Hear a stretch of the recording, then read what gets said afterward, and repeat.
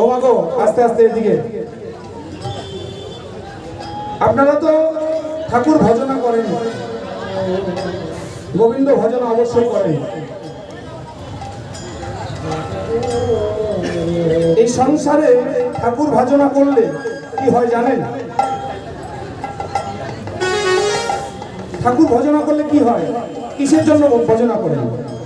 আপনারা বাড়িতে যে পুজো করেন কিসের জন্য করেন?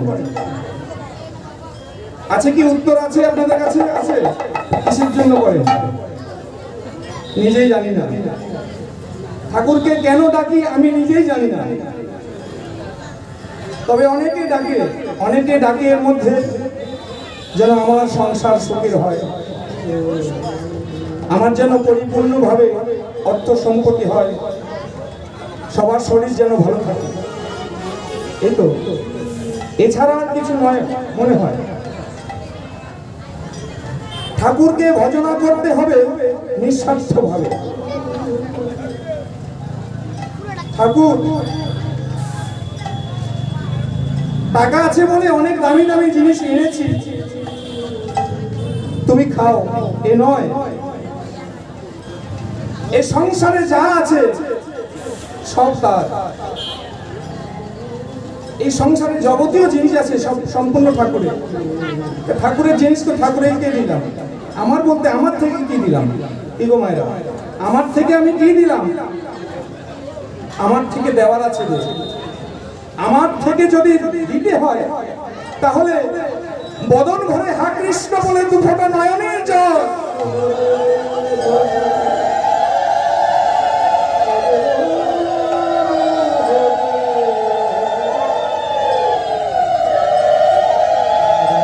এছাড়া আর কিছু দেওয়ার নয়।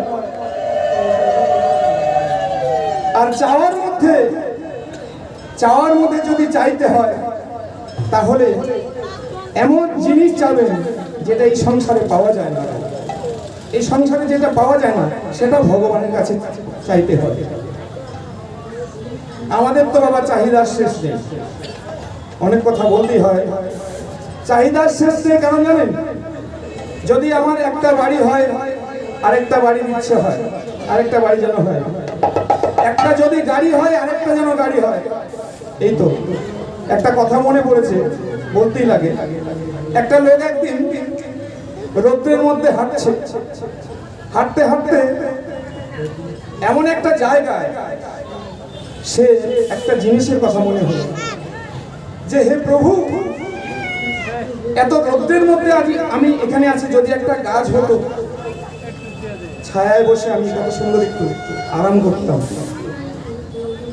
আর যেই জায়গাটায় দাঁড়িয়ে এই আশাটা করেছিল সে এমন একটা স্থান, সেটা উনি জানে না। অমনি কি হলো, চাইতে না চাইতে একটা গাছ হয়ে গেল। বাবা, গাছটা হয়ে গেল। যখনই দেখলো আরে সত্যি তো একটা গাছ হয়ে গেল, এই গাছটা ছায়ায় বসে কত সুন্দর ছায়া আস্বাদন করছে। যখন ছায়ায় বসে আস্বাদন করতে করতে তার জল পিপাসা পেল। একটু যদি জল হতো তাহলে পিপাসা নিবারণ করতাম। অমনি সঙ্গে সঙ্গে জল, এক বোতল জল এসে গেছে। বাহ, পান করলো জল। যখন পান করলো তখন বলছে, আরে আমি যা চাচ্ছি তাই হয়ে যাচ্ছে, ব্যাপারটা কি? মনে মনে বলছে। তখন তার আরো চাহিদা বাড়লো। যদি এক মুষ্ঠ ভাত হতো, কিছু লাগে না, লবণ ভাতও হতো, সিদ্ধ ভাত, তাহলে ক্ষুধাটা নিবারণ করতাম। অমনি এক থালা ভাত, কত সুন্দর রান্না করে এক থালা ভাত এসে গেল।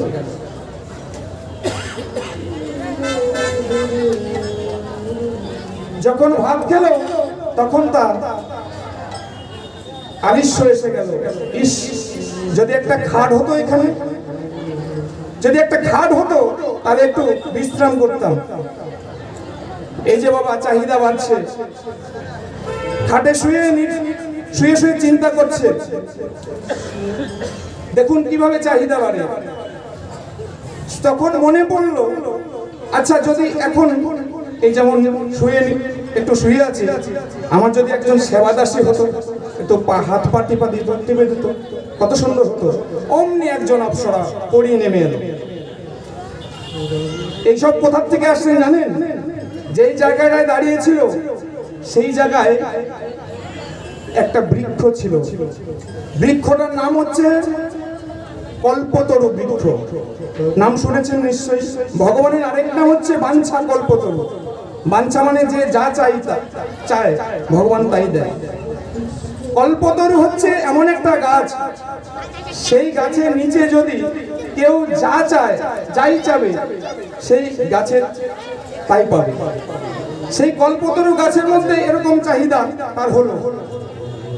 তখন অপ্সরা পরি সেবাদাসী করছে। বাবা, আমাদের ভগবান তো অনেক কিছুই দেয়, ভগবান যা চাই তাই দেয়, কিন্তু সর্বনাশটা আমরাই ডেকে আনি। কি করে জানেন? যখন শুয়ে শুয়ে সেবা আস্বাদন করছেন দাসী, তখন তার হঠাৎ মনে হলো একটা যদি এমন ফাঁকা জায়গায় আমি আর একজন পড়ি, আর কেউ নেই, এখানে যদি একটা রয়্যাল বেঙ্গল টাইগার আসতো তাহলে তো। রয়্যাল বেঙ্গল টাইগারের যখন কথা মনে পড়েছে, অমনি একটা রয়্যাল বেঙ্গল টাইগার এসে ঘাট মোটকে দিয়েছে। তাহলে সর্বনাশটা আমরা ডেকে আনলাম না? এই হচ্ছে ভগবান আমাদের সবকিছুই দেয়, সবকিছুই দেয়, চাইতে চাইতে আমাদের সর্বনাশ আমরাই ডেকে আনি। ওমা, বিবেকানন্দের মা, বিবেকানন্দকে বলতো, একদিন বলছে, বাবা আমাদের যে কত গরিবের সংসার, আমরা কত কষ্ট করে জীবন যাপন করি, তো শুনেছি তোমার গুরুদেব রামকৃষ্ণদেবের মা নাকি করুণাময়ী, তার কাছে যিনি যাই চায় তাই পায়। তো জানো বাবা, একটু আমাদের এই গরিব অভাবের সংসারে তুমি মায়ের কাছে কিছু চেয়ে নিয়ে আসো। বিবেকানন্দ কোনোদিন কারো কাছে কিছু চায়নি। মা যখন বলছে যেতেই হবে, চলে গেলেন রামকৃষ্ণ দেবের কাছে। গুরুদেব, আমার মা পাঠিয়েছে আমাকে, তোমার মা নাকি খুব করুণাময়ী। তো রামকৃষ্ণ বলতেন, তোমার মা তোমার কাছে চেয়েছে, তো তুই যা, মায়ের কাছে তুই যা, আমি চাইতে যাবো কেন? গিয়ে বসলেন মায়ের কাছে। মাগো, আমি কোনোদিন কারো কাছে কিছু চাইনি, কিচ্ছু চাইনি, আজ তোমার চরণে এসে আমি কিছু চাইতে এসেছি, আমাকে দেবে না? যখনই এই কথা বলতে গেল, তখনই কে যেন তার কানে কানে এসে বলছে, ওরে বিবেকানন্দ, টাকা পয়সা চাস না, এই টাকা পয়সা যদি থাকে তাহলে জীবনে কোনোদিন সুখ পাওয়া যায় না। টাকা পয়সায় অহংকার দিকে আনে। এই কথা যখনই কে যেন কানে কানে বলল, অমনি বিবেকানন্দ উঠে দাঁড়ালো, আর কিছু চাইলো না, বাড়ি ফিরে গেল। মা বলছেন, কি নিয়ে এসেছিস বাবা? যে না মা, আমি চাইতে পারিনি, আজকে কে যেন আমায় বলছে টাকা পয়সা চাস না নরেন, টাকা পয়সা চাস না, টাকা পয়সা থাকলে জীবনে সুখ পাওয়া যায় না। তবে মা, কালকে আবার যাব। পরের দিন সকালবেলা আবার মায়ের চরণে গিয়ে বসলেন। বলছে, মা আজকে আমি আবার এসেছি, তবে কালকে যা চেয়েছি, চাইতে এসেছি, আজকে তা চাও না। আজকে কি চাইতে এসেছি জানো? আমায় জ্ঞানের ভান্ডার জাগায়ে দাও গো, হরে হরে, আমায় জ্ঞানের ভান্ডার জাগায়ে দাও গো, রাম রাম হরে হরে। আমি অন্য কিছু চাই না মাগো, আমায় জ্ঞানের ভান্ডার জাগায়ে দাও গো, হরে হরে,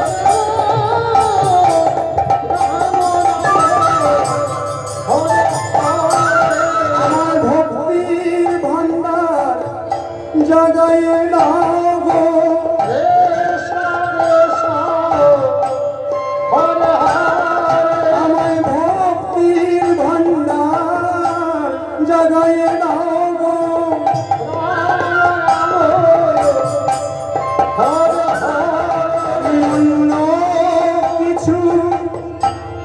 চাই না মাগো আমায় ভক্তির ভান্ডার জাগাইয়ে দাও গো।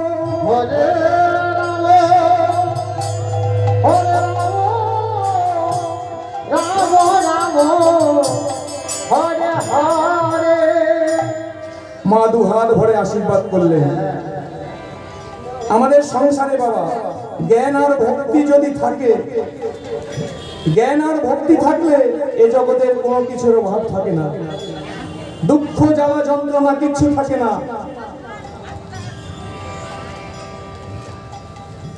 তাহলে বোঝা গেল মায়েরা, এই জগতে শুধু অভাব একটাই, ভক্তির অভাব। ভক্তি কারো কাছে টাকা পয়সা দিয়ে পাওয়া যায় না। দয়াল গুরু গো আমার,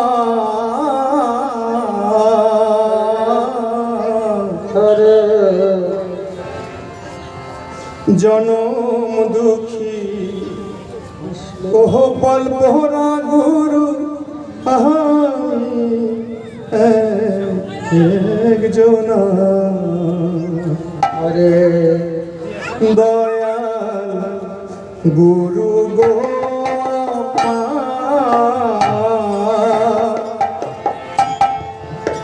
জনম দুঃখী কোহ ফল পোহরা গুরু আমি একজন। কৃষ্ণ হরে কৃষ্ণ কৃষ্ণ কৃষ্ণ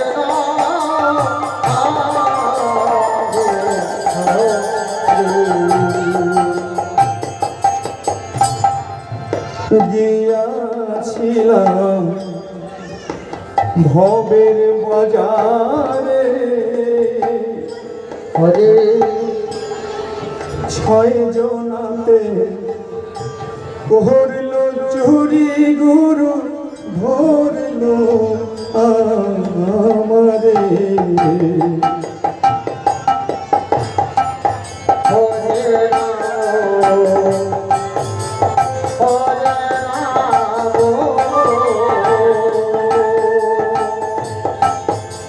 রাম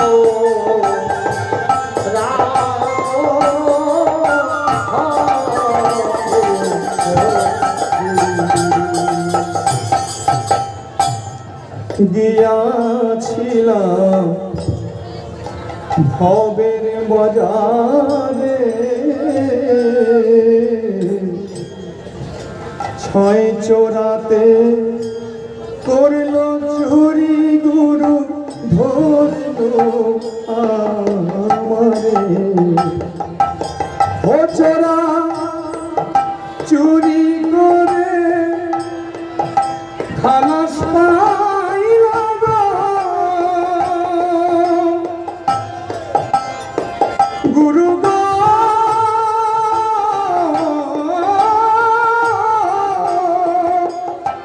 চোরা চুরি করে খালাস পাইল গো, আমায় দিল জেলখানা জনম দুঃখী কপাল পোড়া গুরু আমি একজন দয়াল গুরু গো মহা জনম দুঃখী কপাল পোড়া গুরু আমি একজন। রাম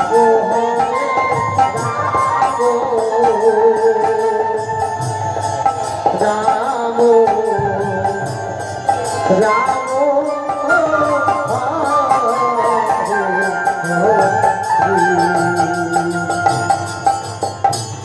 শিশুকালে কৃষ্ণ মইরা গেছে মা, ভয় ফেরাইখা পিহিতা মরল গুরু চোখে দেখলাম না হরে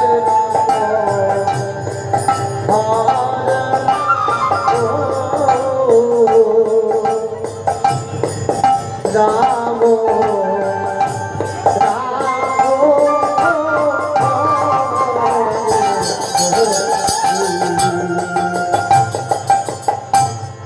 শিশুকালে মইরা গেছে মা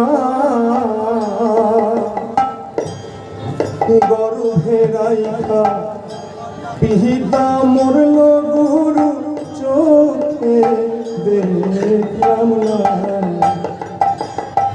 আমায় কে করিবে লালন পালন গো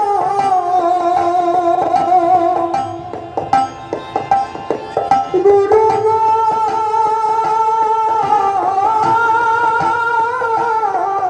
গুরু গো আমায় কে করিবে লালন পালন গো কে যে দেবে সন্ততা জনম দুঃখী কহপার পোড়া গুরু জনা দয়া গুরু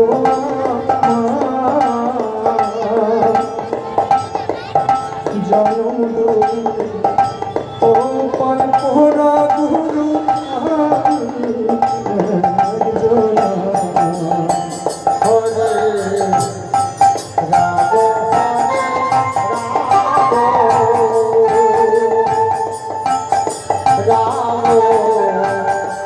রাম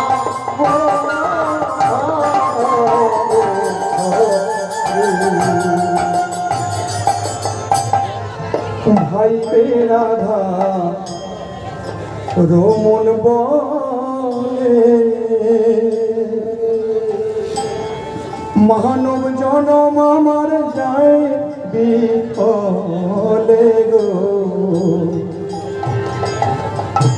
হরে রাম হরে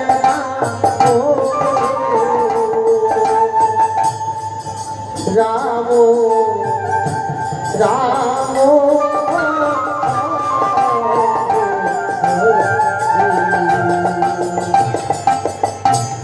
ভাই রাধা রমন বলে মহানব জনম আমার যায় বিফলে গো আমি গুরু ভজব চরণ পাব গো গুরু গো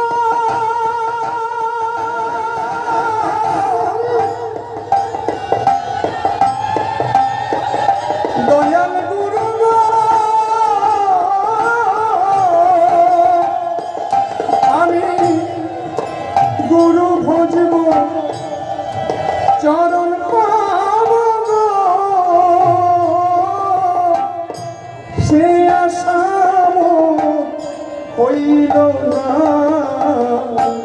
জনম দুঃখী ও পাল পোড়া গুরু